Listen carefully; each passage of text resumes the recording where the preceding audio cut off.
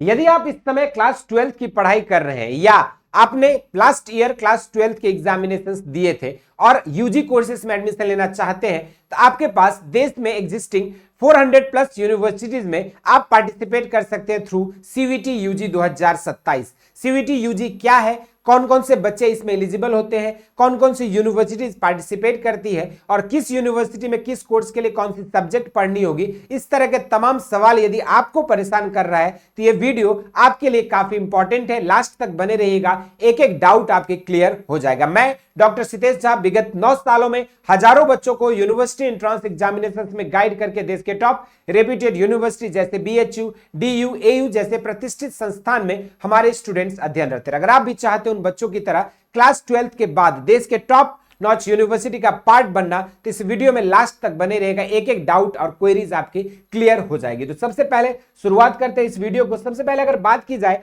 तो इस समय अगर आप क्लास 12 में अध्ययनरत होंगे, either you might be the students of arts stream या फिर साइंस स्ट्रीम या फिर कॉमर्स स्ट्रीम, लेकिन इसके बाद किसी भी स्ट्रीम का बच्चा हो, आपको देना होगा सीवीटी के एग्जाम, क्योंकि सीवीटी के एग्जाम के थ्रू ही आपको देश के टॉप यूनिवर्सिटीज में अपने आगे की फर्दर स्टडीज का मौका मिलने वाला है। चाहे वो आपकी बीएचयू की बात करें, चाहे वो जेएनयू की बात करें, डीयू की बात करें, अलीगढ़ मुस्लिम यूनिवर्सिटी की बात करें, चाहे वो यूनिवर्सिटी ऑफ इलाहाबाद हो या सेंट्रल यूनिवर्सिटी ऑफ झारखंड या फिर बीबीएयू या central university of south Bihar. देश में स्थित आपके 400 प्लस यूनिवर्सिटीज में एडमिशन लेने का एक ही गेटवे है, दैट इज सीवीटी यूजी 2027। और सीवीटी यूजी सिंगल गेटवे है और इसके थ्रू कैसे एडमिशन होगा इसके पर आधारित होकर बातें करेंगे। तो सबसे पहले अगर हम बात करें तो यहाँ पर जो जनरली बच्चे जो ह्यूमैनिटीज और सोशल साइंस के हैं, उनको admission BSc honours political science, history, English, Hindi, economics, psychology जैसे सब्जेक्ट में मिल सकता है। तो वहीं पर जो बच्चे साइंस एंड टेक्नोलॉजी के फील्ड में जाना चाहते हैं, वहां पर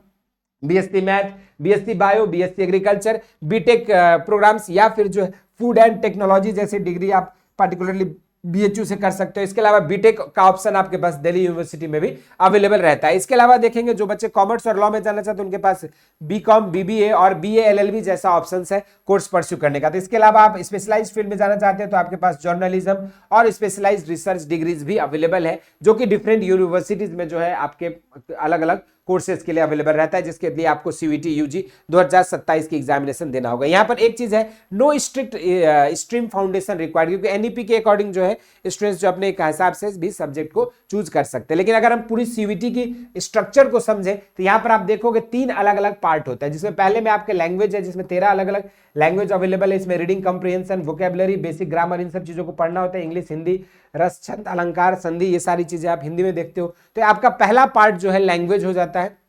दूसरा पार्ट है आपका डोमेन का, जिसमें ऑल टुगेदर 23 सब्जेक्ट्स है, और ये डोमेन में जैसे physics, chemistry, math, biology, history, geography, polity, accountancy, business studies, economics है ना। उसके बाद आपके जो है यहाँ पर पॉलिटी, ये सब अलग अलग आपके डोमेन के सब्जेक्ट्स होते हैं। जिस भी सब्जेक्ट में आप यूजी में एडमिशन लेना चाहते हो उसके अकॉर्डिंग आपका जो है यहाँ पर सब्जेक्ट का चुनाव होता है। तो तीसरी पार्ट है यहाँ पर जनरल एप्टीट्यूड टेस्ट, जो कि सबसे इंपॉर्टेंट कह सकते हो। जनरली आपके आर्ट्स स्ट्रीम के जो स्टूडेंट्स हैं, चाहे वो बीए हो, बीए एलएलबी हो, इन सब में जो है इसकी रिक्वायरमेंट होती है, और ये जो है लगभग आपकी हर यूनिवर्सिटी में कंपलसरी है। और इसमें बेसिकली आपकी लॉजिक, अवेयरनेस, स्पीड, उसके बाद आपको जो है यहाँ पर रीजनिंग, साथ में numerical ability, current affair, static GK, इन सारी चीजों को यहाँ पर कमांड करनी होती है जनरल एप्टीट्यूड टेस्ट में। तो ये जो है आपका सीवीटी का 3 पिलर कह लो या 3 अलग अलग जो है एस्पेक्ट कह लो जहां से सवाल आते हैं। अब अगर जीएटी की बात करें तो यहाँ पर आपके टोटल ऑल टुगेदर 50 क्वेश्चन पूछे जाते हैं, जिसमें आपका जनरल जीके, जनरल साइंस, साथ में current affair, quantitative aptitude,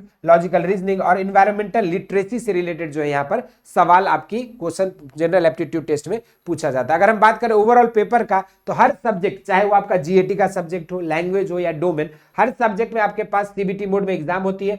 60 minute का समय रहता है। 60 मिनट में आपको 50 क्वेश्चन करनी रहती है।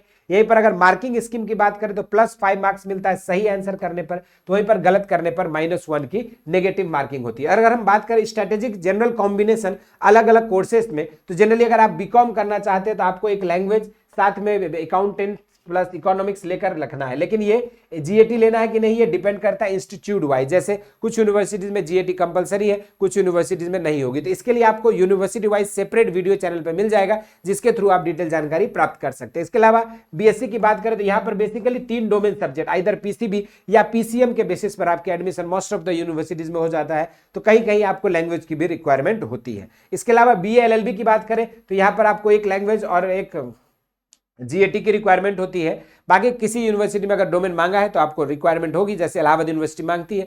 बाकी जहां नहीं रिक्वायरमेंट तो वहां पर इन दोनों के बेसिस पर आपकी मेरिट हो जाएगी। अगर हम बीबीए बिजनेस मैनेजमेंट की बात करें तो यहाँ पर एक लैंग्वेज और जीएटी पे भी आपकी एडमिशन हो सकती है। तो वहीं पर कुछ यूनिवर्सिटीज में जो अकाउंटेंसी, बिजनेस स्टडीज और इकोनॉमिक्स जैसे डोमेन का भी रिक्वायरमेंट होता है। अब अगर यहाँ पर देखोगे तो सर डिफरेंट कोर्सेज में अलग अलग रिक्वायरमेंट है कोर्सेज की, यूनिवर्सिटीज की। लेकिन अगर मैं बात करूं कोई बीकॉम करना चाहता है तो वो क्या कर सकता है, एक जीएटी, एक लैंग्वेज ले ले और 3 डोमेन ले ले। आपके पास 5 मैक्सिमम सब्जेक्ट चूज करने का ऑप्शन है, तो इससे आपकी बीकॉम में हर ऑल ओवर इंडिया हर यूनिवर्सिटी के आप एलिजिबल हो जाओगे। अगर बीएससी की बात करें तो आप पीसीएम ले लो या पीसीबी ले लो, जिस भी ग्रुप से बिलोंग करते हो, एक जीएटी और लैंग्वेज ले लो, आप ऑल ओवर इंडिया में हर जगह बीएससी के लिए एलिजिबल रहोगे। अगर आप बीएससी एग्रीकल्चर की तैयारी करना चाहते हो तो सिर्फ आप 3 डोमेन ले लो जो भी आपके 12th में है, इसके अलावा आप ऑल ओवर इंडिया में एलिजिबल हो जाओगे डिफरेंट यूनिवर्सिटीज में। अगर आप बीए एलएलबी के लिए एडमिशन लेना चाहते हो तो यहाँ पर आप बेसिकली जीएटी और लैंग्वेज ले लीजिए, मोस्ट ऑफ द यूनिवर्सिटीज में आप एलिजिबल रहोगे। इसके अलावा बीबीए में आपको अगर करना चाहते हो तो बीबीए बीकॉम दोनों की कंबाइंड एलिजिबिलिटी क्राइटेरिया को फुलफिल करना चाहते हो तो जीएटी, लैंग्वेज और 3 आपके डोमेन ले लीजिए, अकाउंटेंसी, बिजनेस स्टडीज और इकोनॉमिक्स, आप ऑल ओवर इंडिया में एलिजिबल रहेंगे। तो ये जो है हमने कोर्स वाइज आपको टारगेट बता दिया कि क्या करना है। अगर यूनिवर्सिटी वाइज देखोगे तो दिल्ली यूनिवर्सिटी यहाँ पे बेसिकली पीसीबी और एक लैंग्वेज का पेपर मांगता है। इसके अलावा बनारस हिंदू यूनिवर्सिटी सिर्फ आपके 3 डोमेन सब्जेक्ट पर ही बीएससी में एडमिशन लेता है। तो इसलिए कोर्स वाइज और यूनिवर्सिटी वाइज आपकी जो है सब्जेक्ट की चॉइसेस डिफर होते हैं। लेकिन आप पढ़ते समय ये कभी प्रिपेयर नहीं करते कि आज मैं बीएचयू के लिए जीएटी पढ़ रहा हूं, कल मैं डीयू के लिए लैंग्वेज पढ़ूंगा, ऐसा नहीं होता। तो इसलिए आपकी जो अप्रोच होनी चाहिए वो एक कन्फाइंड अप्रोच होना चाहिए, जिसके थ्रू आप ऑल ओवर इंडिया के सारी यूनिवर्सिटी को कवर कर पाओ। और जो हमने अभी यहां पर एक्सप्लेन किया था इसी के अकॉर्डिंग आपको अपने सब्जेक्ट कॉम्बिनेशंस को रखना है। इसके एप्लीकेशन फॉर्म जो आपके फरवरी के माह में रिलीज होती है,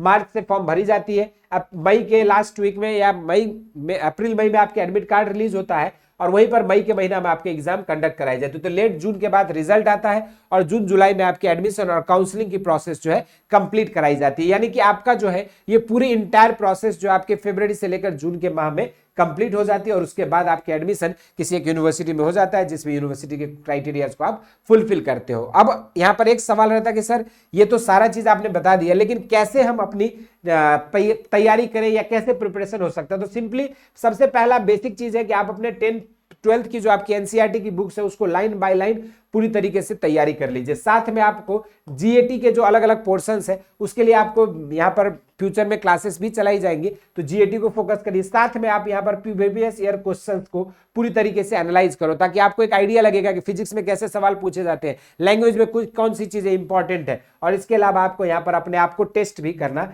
जरूरी है। और इन सारे फीचर्स के साथ बेसिक शिक्षा ने आप सभी के लिए लॉन्च कर दिया है यहाँ पर प्रतिज्ञा बैच, जिसकी डिटेल जानकारी आप नीचे दिए गए नंबर से प्राप्त कर सकते हैं। और हजारों बच्चों ने प्रतिज्ञा बैच से जुड़कर अपनी 1 ईयर की 12th की जर्नी को बहुत फ्रूटफुल तरीके से तैयारी करके एक पहली अटेम्प्ट में जो है सीवीटी के थ्रू देश के टॉप रेप्यूटेड यूनिवर्सिटी का पार्ट बनने में सफल रहा। अब बारी है आपकी। इसके साथ अगर हम बात करें तो यहाँ पर आपको बेसिक शिक्षा ऐप पर मिलता है डेली लाइव क्लासेस, साथ में DPP sheet, practice set, test series और सबसे इंपॉर्टेंट प्रीवियस ईयर क्वेश्चंस को जो है चैप्टर वाइज सेग्रीगेट करके हम लोग प्रोवाइड करते हैं। इसके अलावा आपको यहाँ पर जो एक्सेस मिलेगी, इसके साथ साथ आपको यहाँ पर जो है मॉक टेस्ट भी प्रोवाइड की जाती है, जिस मॉक टेस्ट के साथ आप अपनी तैयारी को बेहतरीन कर सकते हैं। बाकी इससे रिलेटेड डिटेल जानकारी के लिए नीचे दिए गए नंबर्स 8433341026 पर आप कांटेक्ट कर सकते हैं, या घर बैठे सिंपली बेसिक शिक्षा ऐप को डाउनलोड करके प्रतिज्ञा बैच से जुड़कर अपनी 1 ईयर की प्रिपरेशन को बेहतरीन करके फर्स्ट अटेम्प्ट में सीयूईटी का पार्ट बन सकते हैं और देश के टॉप रिप्यूटेड यूनिवर्सिटी से अपने मन चाहे